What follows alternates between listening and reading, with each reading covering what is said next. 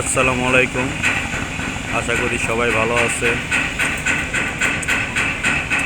আমাদের সামনে আছে জুনায়েদ বাজির এক খাসের একটা লাইনের লঞ্চ। এই লঞ্চটি হয়তো নতুন করে রং করা হবে, আর না হয়তো মালিকানা পরিবর্তন হতে পারে। কারণ হলো নামের জায়গায় রং দিয়ে মোছা হয়েছে, আর রোডের নামের জায়গাও রং দিয়ে মোছা হয়েছে। এই কারণে বলা যেতে পারে যে আশা করা যায় এটা নাম পরিবর্তন হতে পারে, এমনকি মালিকানা পরিবর্তন হতে পারে।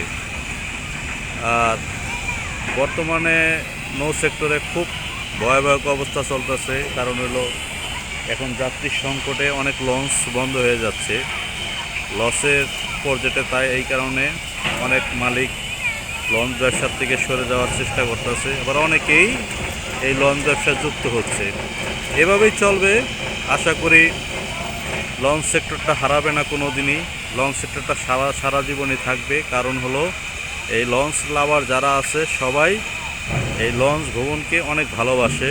আমরা সারা জীবন চাই এই লঞ্চ সেক্টরটা সারা জীবন থাকুক আমাদের স্বপ্নের মতন।